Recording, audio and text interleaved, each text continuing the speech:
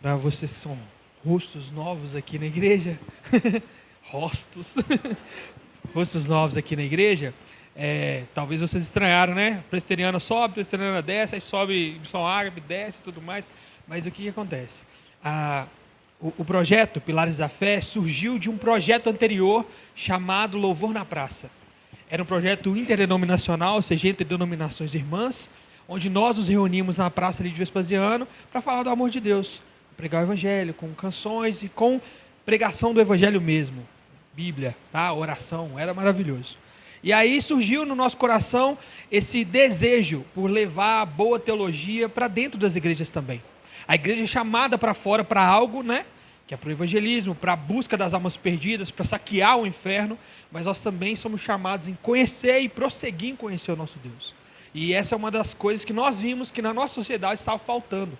Não que os pastores não fizessem, mas que os pastores precisavam de ajuda. E nós conhecemos uma gama de irmãos que também são empenhados na palavra de Deus, no amor ao próximo, e pastores, assim como o reverendo ADI, que estão dispostos a levar boa teologia para as igrejas. Então nós nos reunimos junto com essas pessoas e assim nasceu Pilares da Fé, com essa logo linda que eu não vou falar quem fez para não me gloriar. Assim como Paulo. Mas enfim, eu estou dizendo isso porque nós somos um grupo interdenominacional de igrejas irmãs. Nós estamos aqui para servir vocês e sermos servidos por vocês, porque é assim que a igreja de Cristo deve funcionar. Nós não estamos separados por placas de igreja, nós estamos separados pela palavra de Deus. Segue a palavra de Deus? Nós também seguimos, estamos juntos. Não segue? Pena para quem te quer, nós não queremos saber mais. E a ideia é essa, fortalecimento na palavra do Senhor. Amém? Eu queria que você ficasse de pé para que nós orássemos para o nosso segundo palestrante. Esse aqui eu vou levar. Lembrando que você ainda pode fazer sua pergunta para o reverendo ADI, tá? Fique à vontade, ele está doido para responder o máximo de pergunta possível. E fazer perguntas também para o Samuel, tá? Feche seus olhos e vamos orar. Senhor Deus e amado Pai, muito obrigado pelo tempo que nós passamos aqui aprendendo mais sobre o Senhor e sobre o mandato espiritual, Senhor. Que o Senhor continue nos dando graça, sabedoria e tenha misericórdia de nós, Deus, para que nós continuemos, Deus, a ouvir a sua palavra através do mandato cultural. E Senhor, que nenhuma dessas palavras seja em vão, Deus, que nós possamos praticar tudo aquilo que nós ouvimos aqui nessa noite, são palavras do Senhor, Deus. Capacite o seu filho Samuel, Deus, que tudo aquilo que ele aprendeu com o Senhor, ele possa nos transmitir mediante a sua palavra. E nós te pedimos em nome do seu filho Jesus Cristo, que mais uma vez tenha misericórdia de nós e nos leve a conhecer cada vez mais ao Senhor. Amém e amém.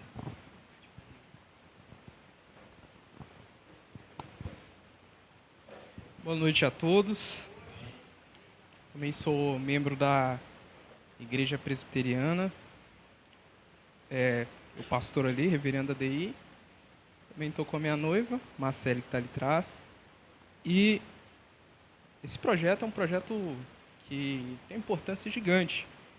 Talvez alguém pense, por que a gente fala sobre criação e o mundo está pegando fogo? Por que a gente vai falar sobre mandato cultural e o mundo está pegando fogo?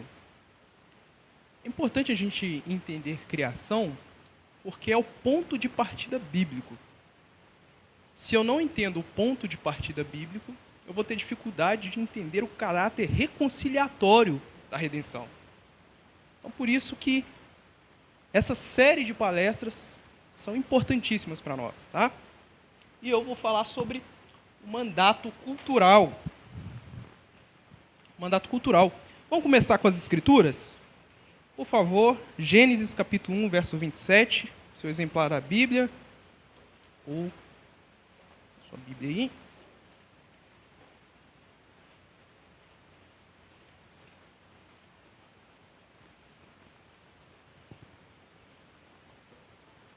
Gênesis capítulo 1, verso 27, diz assim: criou Deus, pois o homem, a sua imagem, a imagem de Deus o criou. Homem e mulher os criou. E Deus os abençoou e lhe disse: sede fecundos, multiplicai-vos, enchei a terra e sujeitai, dominai, essa palavra é importante para nós, sobre os peixes do mar, sobre as aves dos céus e sobre todo animal que rasteja pela terra. E disse Deus ainda, eis que vos tenho dado todas as ervas que dão semente e se acham na superfície de toda a terra, e todas as árvores em que há fruto que dê semente. Isso vos será para mantimento. E a todos os animais da terra, e a todas as aves do céu, e a todos os répteis da terra, em que há fôlego de vida, toda a erva verde lhe será para mantimento. E assim se fez. Vamos para o capítulo 2, o verso 15, que também é importantíssimo para nós. Diz assim, tomou, pois, o Senhor Deus ao homem e o colocou no jardim do Éden para cultivar e o guardar. Meus amigos, o mandato cultural nada mais é do que uma ordem de Deus. A gente precisa entender o que é mandato. Mandato é dever, é encargo, é incumbência. Então é a ordem de Deus. Um bom presbiteriano, você já deve estar cheio da gente citar o breve catecismo de Westminster, que diz, na sua primeira pergunta, qual que é o fim principal do homem? O reverendo ADI já falou aqui. E o fim principal, a finalidade principal do homem é glorificar a Deus e gozá-lo para sempre. Talvez isso seja de forma muito simples, mas é tão profundo a gente entender isso. Mas o chamado principal do homem com respeito à terra é subjugá-la para a glória de Deus. Adão e Eva foram criados para exercer domínio sobre o restante da criação, para servirem como mordomos de Deus. Eles deveriam ser corregentes ou vice-gerentes da criação. Eu gosto muito do reverendo Heber Campos. Ele diz que um termo moderno, que fica muito mais simples de nós entendermos, é o conceito de gerente. Gerente moderno mesmo. O que é o gerente? Qual que é a figura do gerente? O gerente nada mais é alguém que foi escolhido pelo dono, pelo patrão, para guiar, para direcionar a empresa. Não é isso? Então o gerente, ele não é autônomo. Ele tem as chaves da empresa. Mas quem que é o dono é outra pessoa. Então o gerente não tem autonomia. Ele tem que espelhar a visão e a missão do dono. Então, isso fica bem mais claro para nós. Então, nós somos gerentes da criação. Eu gosto muito disso, meus irmãos, porque o próprio Paulo, estava conversando com o Urias esses dias, o próprio Paulo, ele gostava de usar figuras da sua época para exemplificar alguma coisa que ele estava falando. Paulo gosta de usar os jogos da sua época, né? Ele dizia, mas esmurro o meu corpo e o reduzo à servidão, para que, tendo pregado a outros, não venham mesmo ficar de fora, mas eu corro. E ele faz várias analogias. Então, Deus, ele nos cria como gerentes dessa criação. Adão e Eva, no seu propósito original, foram criados para exercer esse domínio, servir como mordomos da criação. Essa é a ideia do mandato cultural. O capítulo 3 de Gênesis é muito importante. O capítulo 3 de Gênesis é a catástrofe das catástrofes. É o pecado. Veja, Deus, ele põe sobre o homem, incube ao homem o mandato cultural, mas acontece algo muito importante. É o capítulo 3 de Gênesis, que é o pecado. O pecado marcou a criação. O pecado corrompeu a criação, mas o pecado não cancelou o mandato cultural. O mandato cultural continua. Para a gente entender isso, o que fica mais claro aqui é a gente pensar em estrutura e direção. Como assim?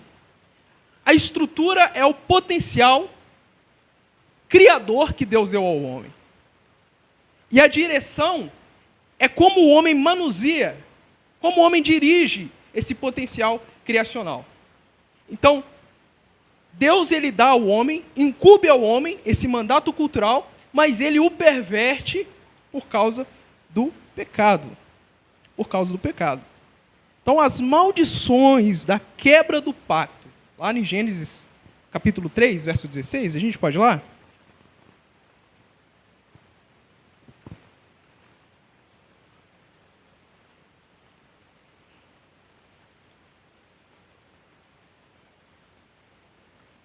Qual que é as maldições da quebra do pacto do homem com Deus?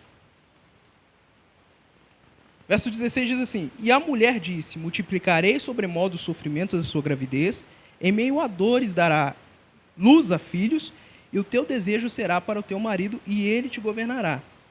E Adão disse: Visto que atendestes à voz da tua mulher, e comeste da árvore que eu te ordenei, que não comesse, maldita é a terra por tua causa, em fadigas obterás dela o sustento durante os dias da sua vida.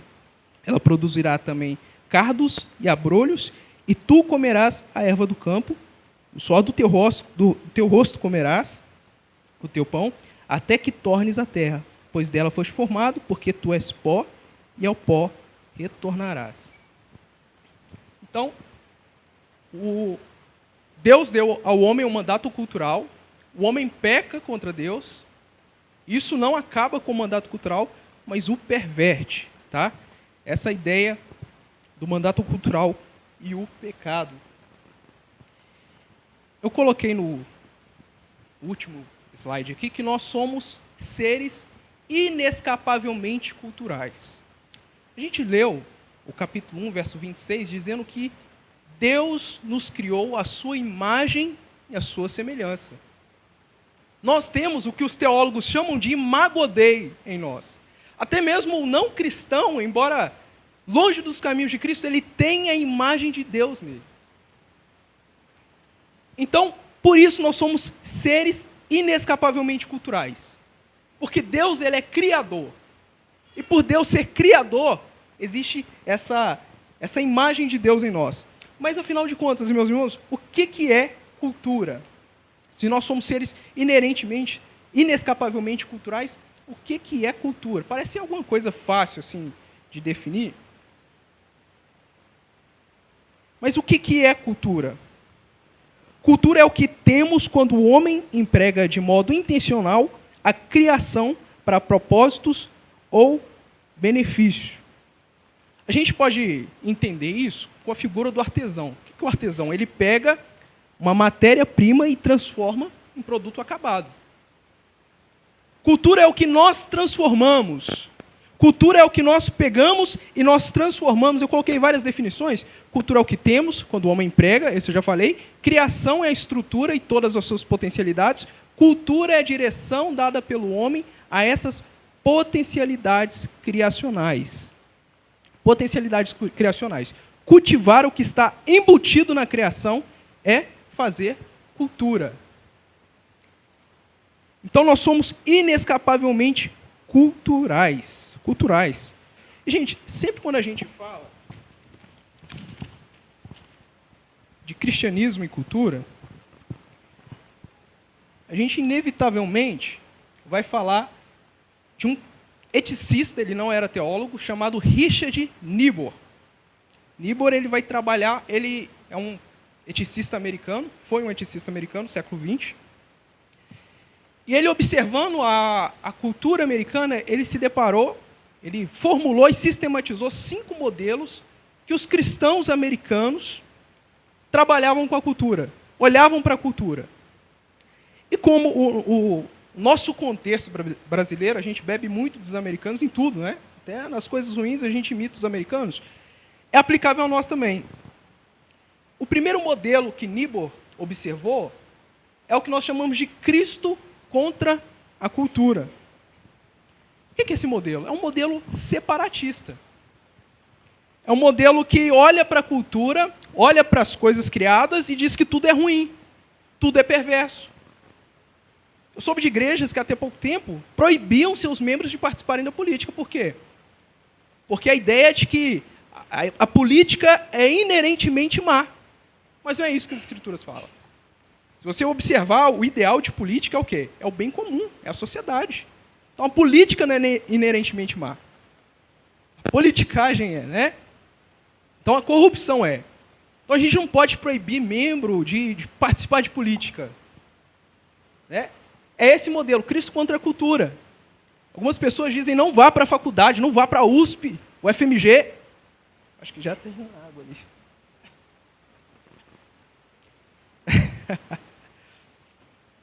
Então esse modelo é um modelo separatista. Cristo contra a cultura. A cultura é algo perverso, é algo mau, a gente deve rejeitá-la. E esse modelo é um modelo que muitos cristãos aderem a ele. Né? Primeiro modelo, Cristo contra a cultura. O segundo modelo é o Cristo da cultura. O reverendo ADI falou dele aqui, rapidamente. É aquele modelo de que, na verdade, a gente pode assimilar tudo.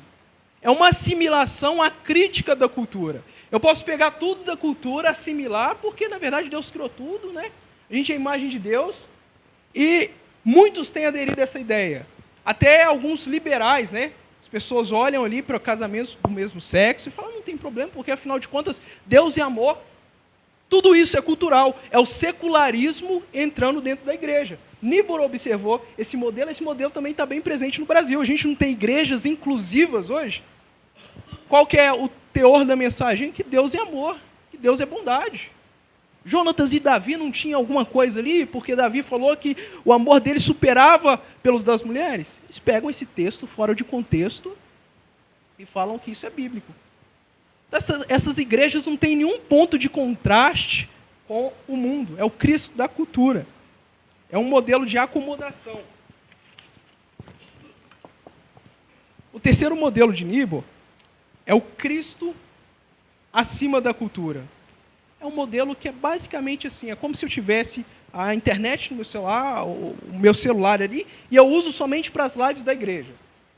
Esse é o modelo Cristo acima da cultura. Ela não faz batalha entre Cristo e a cultura, cristianismo e cultura. É um modelo que olha aqui, eu vou pegar isso aqui e usar somente para a glória de Deus. E esse outro modelo é o Cristo e cultura em paradoxo. Gente, esse modelo aqui, eu acho que é o modelo mais impregnado na mentalidade cristã. É o vulgo dualismo. É o sagrado e o profano. É aquela pessoa que diz assim, minha vida aqui é uma coisa, lá na igreja é outra. Lá no mundo é outra, né? É a pessoa que está aqui dentro da igreja, mas quando chega no trabalho a chave muda. Porque ele tem essa visão dualista, que existe o sagrado aqui e o profano lá fora. Então, o que eu faço lá fora não tem importância nenhuma. Né? Então, esse modelo está muito impregnado na nossa mentalidade hoje em dia. Que é um modelo dualista. A gente tem que tirar essa visão dualista da nossa mente. Tá? E o último modelo de Niebuhr é o Cristo como transformador da cultura. É um modelo transformacional. Isso aqui é muito interessante, vale a pena ler. Nós, como os discípulos de Jesus, devemos olhar para a cultura com sensibilidade, reconhecendo os clamores da cultura, reconhecendo os vícios e a virtude, e interagir com ela com a mente moldada pela fé, com a mente moldada por uma cosmovisão cristã. É assim que nós devemos nos relacionar com a cultura. E para isso, existe um rapaz, um homem, eu gosto muito dele, chamado Abraham Kuyper. Um dos meus teólogos favoritos. Ele foi primeiro-ministro da Holanda durante muito tempo. Fundou a Universidade Livre de Amsterdã. E Abraham Kuyper nos ensina o seguinte, que nós devemos interagir com a cultura através de duas vias. Diálogo e antítese. O que é o diálogo? Eu não vou rejeitar todos os bens culturais porque são dons de Deus. Alguns deles são dons de Deus. Eu não vou rejeitar o remédio porque foi feito por um satanista ateu. Foi feito por um agnóstico. Foi feito por uma pessoa de religião de matriz africana. Porque é bem de Deus. Calvino, nas Institutas, ele disse que quando o cristão rejeita bens e produções feitas por ímpios, ele tem que tomar cuidado para ele não estar sendo ingrato com o próprio Deus. Então, primeiro nós precisamos ter esse diálogo com a cultura. Nós precisamos dialogar com ela. Por quê? Por causa do conceito de graça comum. O que é graça comum, meus irmãos? A gente pode ir lá em Mateus 5, verso 44.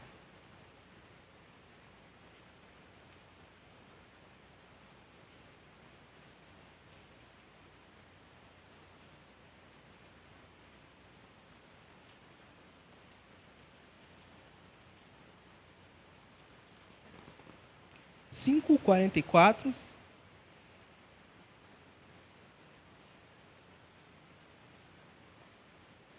Ou melhor, verso 45. Mateus 5, verso 45 diz assim: para que vos torneis filhos do vosso Pai Celeste, porque Ele faz nascer o seu sol sobre os maus e os bons, e vir chuva sobre os justos e injustos. O que é a graça comum? É basicamente a graça comum a todas as pessoas, não é só restrita aos eleitos. Então, por causa da graça comum, a gente tem bens na cultura. Por isso que a gente pode dialogar com ela. Por isso que a gente pode ter um diálogo com ela, porque elas são bem de Deus. Olha o que Tiago diz: toda boa dádiva e todo dom perfeito vem do alto, descendo do Pai das luzes, em quem não há mudança nem sombra de variação. Todo dom perfeito vem do Pai das luzes. A gente tem que tomar cuidado, porque assim como Calvino disse, a gente rejeitando esses bens culturais, foi feito por ímpio, foi feito por satanista, a gente pode estar rejeitando as dádivas, as bênçãos do próprio Deus. Onde que existe beleza, verdade, bondade, justiça, Deus está sendo manifestado ali, mesmo que a pessoa não saiba, mesmo que ele é um injusto, um ateu, mesmo que ele seja satanista, onde que existe beleza, porque Deus é belo, e esse satanista, embora seja satanista, ele tem a imagem de Deus nele, corrompida, mas tem. Então a gente tem que dialogar, a gente pode dialogar por causa dessa graça comum, que é a graça comum a todas, mas não é só diálogo, né? Você lembra daquele modelo Cristo e cultura, que é um modelo de acomodação, mas não é só diálogo, a gente precisa ter o que Kuyper chama de antítese. O que é antítese? Existe um limite entre o diálogo. Você lembra de Daniel? Daniel, levado para a Babilônia, ela é da estirpe judaica, foi levado para a Babilônia, mudaram o nome dele, ele começou a falar aramaico, né? Então ele teve um diálogo ali com a cultura babilônica, mas quando era para ele comer dos manjares do rei, ele falou: não, aqui é nosso limite, que a gente não passa. Justamente por causa dessa antítese. Você lembra de Paulo? Atos 17. Paulo, ele está em Tessalônica, da Tessalônica ele vai para Bereia, depois ele vai para a capital acadêmica do mundo antigo, Atenas. Paulo olha para Atenas e fica extremamente incomodado, porque ele vê muitos ídolos, muita idolatria. Ele vai ao Areópago, onde que era discursado, ensinado, e Paulo, ele começa a pregar. Ele fala: olha, eu vejo que vocês são religiosos, vocês têm essa percepção por Deus, por uma divindade. Só que Paulo chega num limite, que é a antítese, ele diz: Deus conclama que vocês se arrependam.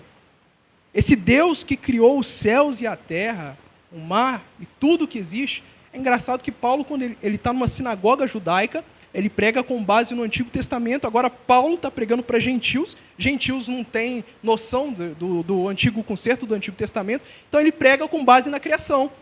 Ele pega aquele ponto ali de diálogo, tem o diálogo com a cultura e prega o evangelho, tem o limite ali da antítese. Então nós precisamos, meus irmãos, ter essa antítese, ter esse ponto, ter esse limite, tal como Paulo, tal como Daniel. Você lembra dos jovens lá? Sadraque, Mesaque e Abednego, Misael, Ananias e Azarias? Estavam todo mundo lá, o rei proclamou que todo mundo deveria se ajoelhar, se prostrar. E ali eles estavam dialogando com a cultura babilônica, mas chegou no limite, que ele termina. Aos que estão na academia, aos que estão na faculdade, aos que estão na escola, a gente não precisa ser um alienígena. Tá? As pessoas podem olhar para nós e falar: cara, ele ouve boas bandas, tal como a gente ouve. Ele assiste bons filmes. Ele gosta de Duna. Duna, gente, sensacional. Sensacional. Diga-se de passagem. Transcendeu o Denis Villeneuve. Então veja, a gente tem... O ímpio pode olhar para nós e falar, cara, ele não é um alienígena. Ele lê bons livros. Ele ouve boas músicas. Tá? Ele ouve U2. Coisa boa. O U2 é sensacional, inclusive. Ele tem esse diálogo, mas ele não é um alienígena. Ele até se parece com nós, mas na verdade, ele não parece tanto assim não. Porque o crente ele tem um limite dele, a antítese. Você não precisa ser um estranho no seu local de trabalho. Você não precisa, eu não converso não, porque vai quebrar minha santidade. Você pode dialogar sim. Você pode comentar sobre bons livros sim. Mas quando chegar o videozinho da pornografia, dá aquele sorriso amarelo, fala, não, isso aqui não dá para mim. Porque tem seu limite, tem sua antítese. A gente pode estar na faculdade, sim, servindo a Deus, na faculdade aprendendo, mas tem o nosso limite ali de antítese. Tá? Então nós podemos dialogar com o mundo, sim, mas nós precisamos dessa antítese. Você não é um alienígena no mundo. Tá? A gente é um estrangeiro. Tá como se viesse aqui uma pessoa africana com aquelas roupas estranhas. Você vai ver, ela parece com a gente, veste umas coisas estranhas, mas ela parece com a gente. Então nós precisamos ter esse diálogo, mas um ponto interessantíssimo e importantíssimo é a antítese. É o nosso limite, a nossa fronteira, é onde que a gente mantém a nossa integridade, a nossa identidade, é o nosso contraste entre a cosmovisão cristã e as outras cosmovisões. Então é essa que é a antítese. É curioso que esse Abraham Kuyper, que a gente vai falar, tem um negócio que chama soberania das esferas. E um fato curioso sobre Abraham Kuyper é que ele saiu da faculdade, ele estudava numa universidade bem liberal, ele sai da universidade e ele vai pastorear uma igreja numa cidadezinha rural na Holanda. E ele era liberal, não acreditava na ressurreição, não acreditava em nada. Foi para essa igreja rural, só que a diferença era que a igreja era crente. Era uma comunidade reformada rural, mas que eram crentes. Então eles oraram pela conversão do Kuyper. Imagina orando pela conversão do pastor. O pastor se converteu, o Kuyper se converteu à fé ortodoxa posteriormente. E ele tem algo que chama soberania das esferas, que é Deus atua por meio de várias esferas da vida que ele estabeleceu para promover o seu reino. Para promover o seu reino. Tem uma frase muito interessante, provavelmente você já viu no Instagram, que ele diz assim, nenhum pedaço do nosso mundo mental deve ser hermeticamente fechado do resto. E não há 1 centímetro quadrado em todo o domínio da existência sobre qual Cristo, que é soberano sobre tudo, não clame meu. Isso aqui, gente, é profundo. Kuyper está palestrando na universidade, na inauguração da Universidade Livre de Amsterdã. Ele estava ensinando que Cristo é soberano sobre todas as esferas. A gente não precisa limitar o nosso Deus à só liturgia do culto ou à igreja. Cristo é soberano sobre todas as áreas do ensino. Cristo é soberano sobre o direito. Cristo é soberano sobre a pedagogia. Cristo é soberano sobre todas as coisas. Ele diz através do profeta Isaías, o céu é o meu trono, a terra é estrado dos meus pés, que casa me edificarei vós? E qual será o lugar do meu repouso? Ele é soberano. Ele é soberano. Sendo Cristo o mediador da criação e fonte da graça comum, toda atividade humana deve honrá-lo. A gente pode cursar, a gente pode ir para a faculdade sim. Tem muita gente que diz assim, não vai para a faculdade, porque lá você vai perder sua fé. Mas porque você nunca teve fé. Misael, Ananias, Azarias foi para a pior universidade do mundo. Lá eles não criam no mesmo Deus que Daniel e os outros jovens. Mas eles não perderam a fé. Então o problema não era a fé, não. A pessoa que perdeu a fé na universidade, na verdade, ela nunca foi salva. Nunca teve o coração transformado pelo Evangelho. Meus irmãos, quando a gente tem um coração transformado pelo Evangelho, não há sofismas que podem nos fisgar. Não há nada nesse mundo, boa psicologia, coisa satânica que possa nos fisgar. Porque nós somos salvos por Cristo. Não há cosmovisões que combatem contra a nossa que possam nos fisgar. Nós somos salvos por Cristo. Salvos por Cristo. E essa salvação não é uma chavinha que Ele colocou no seu bolso que você pode perder. Nós fomos salvos por Cristo. É Ele quem garante a nossa salvação. Ele que garante a nossa salvação. E a gente entra uma parte muito importante do mandato cultural. A gente pode voltar para Gênesis capítulo 2, verso 15.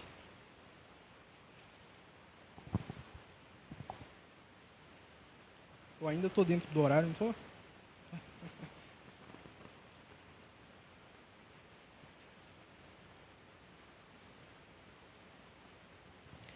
Diz assim: tomou, pois, o Senhor Deus ao homem e o colocou no jardim do Éden para cultivar e o guardar. Quando a gente pensa no Éden, no paraíso, eu tenho certeza que a primeira visão que vem na nossa mente, não é Adão trabalhando. A nossa visão de trabalho é muito ruim. O que o evangélico médio às vezes pensa? Que o trabalho é fruto da queda. Veja, a queda acontece no capítulo 3 de Gênesis. Aqui no capítulo 2, verso 15, Deus está dizendo que Adão deveria cultivar e guardar o jardim. O trabalho precede, é anterior à queda do homem. Então, a mentalidade de hoje é que o trabalho é uma maldição. O trabalho é ruim. O trabalho é um mal necessário. Mas veja, irmãos, a gente precisa olhar para o trabalho com uma cosmovisão cristã. Uma cosmovisão cristã. Trabalho, como outras estruturas embutidas na criação, faz parte da ordem criacional. A queda transformou o trabalho em atividade penosa. A gente leu capítulo 3, verso 17 ao 19 de Gênesis. Mas o trabalho em si é uma consequência da nossa criação à imagem de Deus, não fruto do pecado. O que a gente tem em Gênesis 1? O Urias provavelmente falou disso. A gente tem Deus trabalhando. Deus, ele trabalhou. A gente tem uma mentalidade que o trabalho é fruto da queda, e não é. Nosso Deus é um Deus que trabalhou durante os 6 dias da criação. Então a gente precisa ter essa noção de que o trabalho não é fruto da queda. O trabalho é fruto da nossa imagem, a imagem de Deus em nós. O trabalho é fruto da imago Dei em nós. Porque Deus, ele trabalhou, ele transmite essa imagem em nós. Então o trabalho não é fruto da queda, a gente precisa entender isso. A gente tem outros propósitos do trabalho. Quem fala sobre isso bastante é o John Stott, no livro O Cristão em uma Sociedade Não Cristã. Vale muito a pena a leitura. Ele vai falar que o trabalho tem outras funções, que é o benefício para a comunidade. É importante, irmãos, que em toda a Bíblia a produtividade do solo está relacionada às necessidades da sociedade. Tá? Deus entregou a terra que mana leite e mel. Isso aqui é uma figura de linguagem, né? Literal, uma terra produtiva, uma terra boa, uma terra farta para Israel, o povo de Israel que saiu do Egito, agora foi para Canaã. Né? Deus entregou essa terra e ele disse que era para cuidar dos órfãos, das viúvas, dos necessitados, estavam em situação precária. Então, a colheita deveria ser compartilhada. Efésios capítulo 4, verso 28, é muito interessante. Paulo está ali falando com pessoas que se transformaram pelo Evangelho. Quem furtava, agora o quê? Não furte mais. Não furte mais. E trabalhe. Para que tenha o que repartir com quem estiver em necessidade. Olha o que Paulo fala. Paulo ensina sobre a generosidade. O nosso trabalho contribui para a comunidade. E mesmo, irmãos, que às vezes a gente pensa assim, nossa, meu trabalho contribui para a comunidade só se eu estiver em um contexto de servidor público. Não. Mesmo que o seu trabalho, você fazer uma coisa simples, e contribua para a sua família. Isso traz glória a Deus. E quando a gente fala de trabalho, a gente não está falando só do trabalho formal, CLT. A gente está falando do trabalho doméstico também. Não tem um movimento feminista aí que diz que isso é ruim.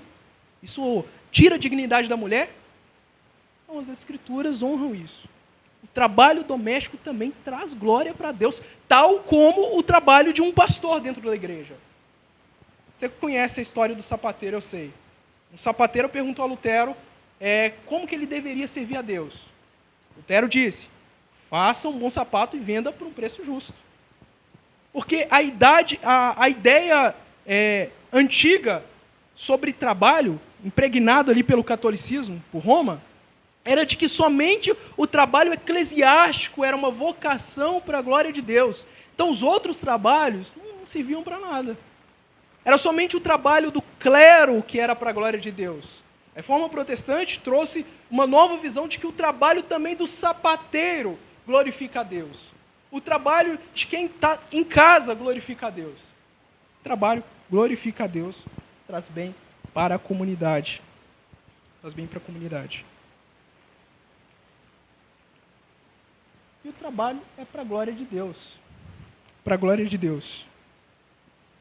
É muito interessante essa citação de Lutero. Lutero, certa vez, ele estava pregando em Gênesis, e ele diz, pois Deus fará as coisas por meio de você. Ele ordenhará as vacas por meio de você e realizará os deveres mais servis por meio de vocês. E todas as tarefas, da maior a menor, lhe serão agradáveis. Lhe serão agradáveis. O trabalho glorifica a Deus.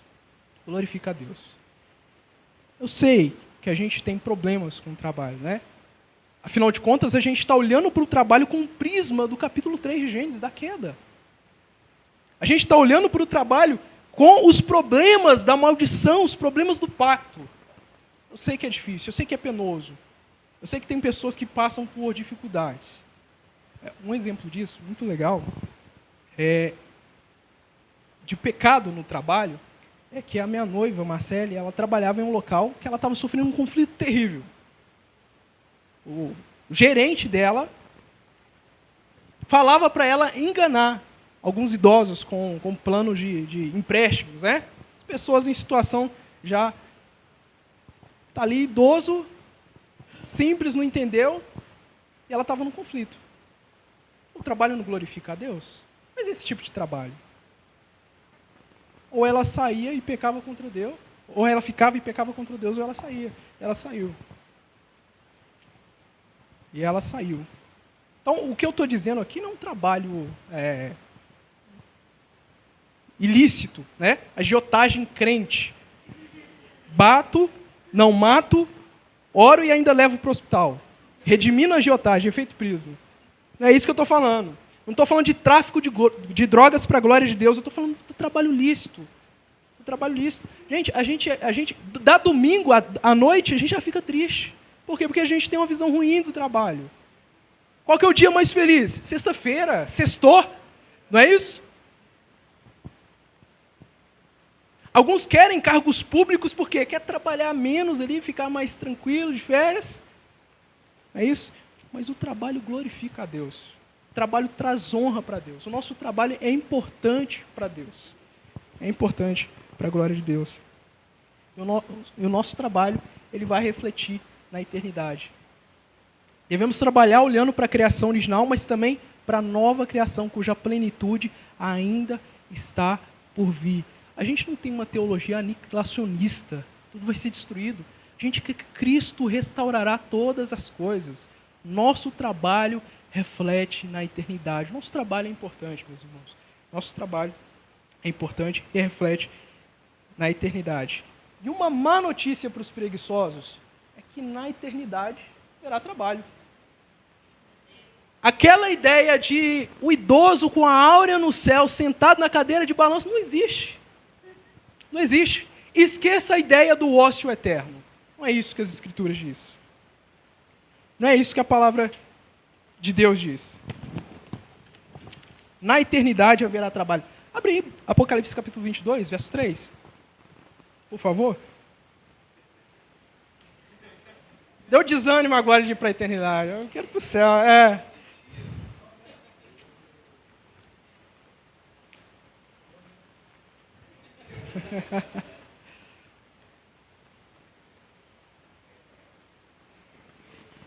Apocalipse 22, verso 3 diz assim, ó: nunca mais haverá qualquer maldição. Nela estará o trono de Deus e o Cordeiro. Os seus servos o servirão. Mas, apesar disso, parece uma má notícia, mas é uma boa notícia, irmãos. Sabe por quê? É a boa notícia do Evangelho. Sabe as maldições que eu falei no capítulo 3, verso 16 em diante? Elas são anuladas. São anuladas. O cansaço, o pesar, a tristeza, ela é anulada. Nosso representante federal, nosso cabeça, Adão, pecou contra Deus. A maldição veio no mundo, mas o nosso Cristo, o nosso Senhor, o segundo Adão. Esse Adão aqui, ele não é fisgado pelas palavras de qualquer serpente. Esse Adão aqui, ele não é fisgado por sofismas baratos. Cristo venceu. Essa é a boa notícia do Evangelho. Cristo remove as maldições que caiu sobre nós por causa da quebra do pacto. Deus firmou com nós um pacto, meus irmãos, isso aqui é maravilhoso, inquebrável. Ele é quem assegura esse pacto. O Evangelho não é você faça bastante, se esforce bastante para chegar no céu e falar assim, passa a coroa aqui que eu evangelizei bastante. O Evangelho é graça de Deus. Você vai subir para a eternidade, como que eu estou aqui? É única e exclusiva graça de Cristo. Graça de Cristo. Graça de Cristo. Na eternidade, na cruz, Ele colocou a justiça dele em nós e pegou os nossos pecados. É por causa disso que Ele anula a maldição que existe no capítulo 3, verso 16 de Gênesis. Ele restaura. Ele restaura. Você lembra que Moisés ali, a gente já falou sobre isso, das tábuas da lei, os 10 mandamentos, o pacto ali. As escrituras falam que o Senhor, na nova aliança, Ele escreve, Ele imprime as leis no nosso coração. O profeta vai dizer que as pessoas dirão, não perguntará jamais o homem conheces ao Senhor, porque todos me conhecerão. Deus se revelou pessoalmente para nós. Ele escreveu as suas leis no nosso coração. E as maldições do pacto é anuladas em Cristo, única e exclusiva por causa de Cristo. Então a gente pode olhar para o trabalho na Nova Jerusalém como uma coisa boa. Nós vamos servir a Deus. Lá não haverá mais pecado, cansaço ou qualquer outra coisa, porque ela foi anulada em Cristo Jesus. Isso é importante, irmãos. Isso é Evangelho. Aquilo que o reverendo Adei falou, capítulo 3, verso 15 de Gênesis, proto-evangelho. Primeira menção do Evangelho. Ele apontando já para um Salvador. Mas, na verdade, aquilo ali não foi concebido na mente de Deus após a queda, porque as Escrituras falam do Cordeiro imolado antes da fundação do mundo. Deus não foi pego de surpresa, a Trindade não foi pega de surpresa no capítulo 3 de Gênesis. Não foi tipo ops, o que a gente fez aqui? Na eternidade, como o pastor gosta de muito dizer, nos auspícios divinos, na mente divina, Deus, Ele já preparou um cordeiro para nós. A queda não foi um acidente que Deus não previu, porque Ele prevê todas as coisas. Eu falo isso na minha igreja, que eu gosto muito da analogia do maestro, né? Ele tem aquela varetinha na mão chamada batuta, e ele coordena os músicos. Ele levantando a batuta, ele vai coordenando os músicos. É assim Deus, meus irmãos. Deus, Ele tem a batuta da história nas suas mãos. Deus, Ele tem as rédeas da história nas suas mãos. Nada foge do seu controle soberano. Nada foge. Porque Ele é Deus. Isso aqui a gente pode dormir tranquilo. Tranquilo. Tranquilo. Às vezes a gente tem uma visão muito estranha do diabo.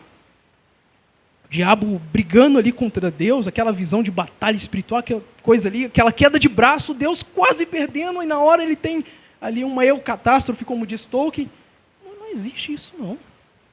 Vá ao livro de Jó. O que a gente tem? Um Deus soberano. Satanás só vai até onde Deus diz que ele vai. Então, pode olhar para a história. O mundo pegando em chamas, mas saber que Deus é soberano e Ele tem a vida dos seus eleitos nas suas mãos. Isso é o Evangelho. Isso é o Evangelho, meus irmãos. Agora, eu queria falar de uma treta. É o trabalho e a aposentadoria. E crente pode aposentar, gente?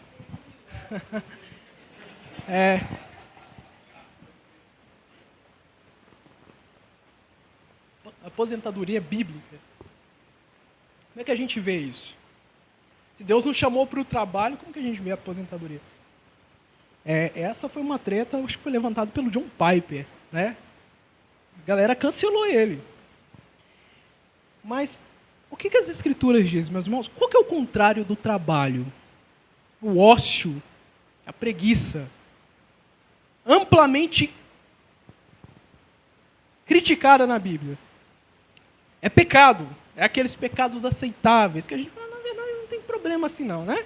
Não adulterei. Não é isso que a gente fala? Pecado. Pecado. A preguiça é um pecado. E quando a gente fala de aposentadoria, o que o Piper criticou é uma visão moderna da aposentadoria. As pessoas parecem que hoje começam no CLT ali, o trabalho ali, e já pensando na aposentadoria. Mas qual que é a ideia moderna de aposentadoria? É cadeira de balanço a vida toda, até dissolver na cadeira. É ficar ali, na rede, o dia inteiro. Televisão, Netflix. Esse conceito de aposentadoria moderna, pecado. Pecado. Nós devemos, irmãos, buscar uma aposentadoria ativa. Tá? Ativa. Nós devemos buscar uma aposentadoria ativa. Porque quando a gente fala de trabalho na Bíblia, a gente não está falando só do trabalho formal. Tá? Então nós devemos trabalhar ainda mesmo na aposentadoria. Você pode ter saído ali da CLT, completado a sua idade ali, ter lamentado que subiu a idade, mas nós devemos buscar uma aposentadoria ativa. Porque a preguiça é pecado, condenado nas Escrituras. É ofensa a Deus, que o nosso Deus trabalha. Então, nós devemos buscar uma aposentadoria ativa. Quem diz isso é o John Stott. Ele diz, semelhantemente, uma pessoa aposentada age com sabedoria se buscar uma aposentadoria ativa, em que ela tem a oportunidade de serviço construtivo, mesmo que não seja pago, mesmo que não seja formal, porque nós não fomos chamados para o ócio. A gente não foi chamado para uma vida ociosa. Tá? Então, a gente precisa entender isso. A gente precisa tirar da nossa mente esse conceito moderno de aposentadoria. Rede de balanço, preguiça o dia inteiro, Netflix. E é curioso porque algumas pessoas, quando elas se aposentam, não sei se você já observou isso, elas não conseguem ficar paradas, pelo menos as que eu já vi. Se ela ficar parada por causa de alguma coisa, ela adoece. Por quê? Porque nós somos chamados para o trabalho. Nós somos chamados para trabalhar. Então, não sei se você já observou isso, alguma pessoa que fica acamada por alguma situação. Então, nós precisamos buscar uma aposentadoria ativa para a glória de Deus. Para a glória de Deus. Mesmo que não seja formal ali, CLT, aposentado, mas a gente tem que ser ativo para a glória de Deus, porque o ócio é pecado. Aquele texto que nossa mãe dizia quando a gente era pequeno, vai ter com a formiga ou preguiçoso, considera o seu caminho e ser sábio. Ser sábio. Então, uma vida ativa, produtiva para a glória de Deus é sabedoria na Bíblia. Esse é o nome de sabedoria. Por isso nós devemos buscar uma aposentadoria ativa. E eu quero finalizar aqui com coisas importantes. Eu sei que você não vai lembrar de Richard Niebuhr, coisas assim do tipo, mas algumas aplicações para nós que é importante é que não há separação entre a vida com Deus e a vida profissional. Procure glorificar a Deus no seu ambiente de trabalho. Isso não é só evangelizando, não. Não é só evangelizando, é fazendo um bom trabalho. É sabendo que Deus é glorificado. É sabendo que a comunidade é beneficiada, mesmo que seja só a sua casa, levando um mantimento para a sua casa. Nós precisamos tirar esse dualismo da nossa mente. Deus é glorificado no nosso trabalho, Deus também está lá no nosso trabalho. Não podemos restringir a nossa fé à esfera da religião, mas devemos buscar os propósitos de Deus em todas as esferas, seja na pública ou privada. Então, meus irmãos, estar no ambiente, mesmo que seja político, crente mesmo, ele não vai roubar, não. Eu sei que a gente tem uma visão muito ruim de político, o nosso contexto brasileiro favorece isso. Mas se ele for crente mesmo, ele vai ser um político para a glória de Deus, tal como o Abraham Kuyper, primeiro-ministro durante muito tempo na Holanda. Então a gente deve buscar a glória de Deus em todas as esferas. Não sei no ambiente que você está inserido. Você deve buscar um engajamento cultural com aquele diálogo e antítese, sabendo o seu limite. Aqui é o ponto em que eu não posso ir adiante por causa da minha identidade em Cristo. Identidade em Cristo. Perco o emprego, mas eu não ofendo a glória de Deus. Nós precisamos disso. Kuyper vai dizer que, em vez de um voo monástico para fora do mundo, é enfatizado o dever de servir a Deus no mundo em cada posição da vida. Cada posição da vida. Eu sei do movimento feminista que fala que mulher em casa está tirando o seu valor, mas glorifica a Deus. Glorifica a Deus. O seu trabalho, por mais simples que seja, glorifica ao Senhor. Glorifica ao Senhor. Nós precisamos ter essa visão transformada, moldada. Está vendo que é contracultural falar que trabalho glorifica a Deus? Está vendo que é contracultural falar que o trabalho é bom? Por que a gente está acostumado? Porque o trabalho é ruim, é um mal necessário por causa do olerite ali no final do mês, eu preciso dele. Não é que é contracultural? Porque a gente precisa ter uma visão moldada por uma cosmovisão bíblica, meus irmãos. A gente acha tudo isso estranho, que loucura na eternidade trabalhar, que loucura o trabalho é bom por causa da nossa mentalidade evangélica que está deturpada sobre o trabalho. O trabalho glorifica a Deus. Deus, ele trabalhou, Cristo, ele tinha um ofício. Paulo vai dizer que quem não trabalha também não coma, não é isso? Então nós precisamos ter essa mentalidade transformada pelas Escrituras. A gente precisa corrigir essa visão. A gente precisa olhar para o trabalho como algo que glorifica o Senhor. Eu finalizo por aqui, indicando 3 livros para você. O primeiro é esse Cristianismo e Cultura Pop, do Bruno Moroni, muito interessante, foi a dissertação de mestrado dele. Ele estudou no Invisible College com o Pedro Dulce. E ele faz uma hermenêutica cultural em cima do YouTube. Esse aqui é o Bono Vox, inclusive. Então é muito interessante. Então ele faz essa ligação entre o cristianismo, a sensibilidade cultural que a gente tem que ter, e a cultura pop. A gente gosta tanto da cultura pop.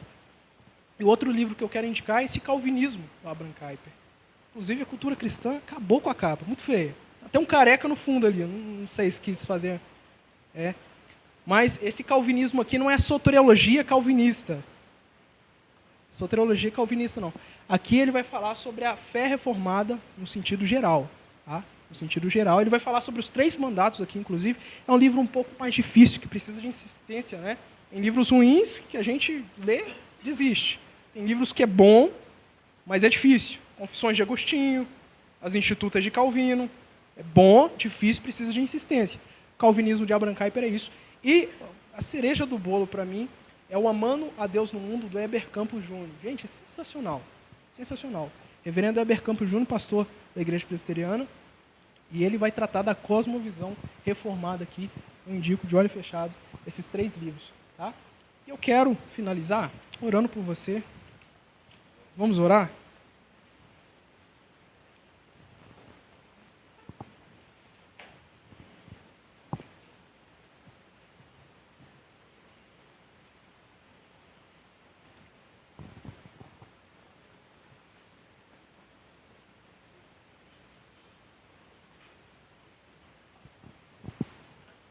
Pai Santo, nós sabemos que, Senhor, o pacto foi quebrado em Adão, mas o Senhor restaurou. Restaura também, Senhor, a nossa visão do trabalho, a nossa visão sobre engajamento. Restaura, Senhor, nos ajude a sermos fiéis ao Senhor, a ser uma presença fiel em qualquer uma das esferas da sociedade, a ser um representante, um embaixador do Senhor, alguém que glorifica ao Senhor, Pai, uma presença fiel.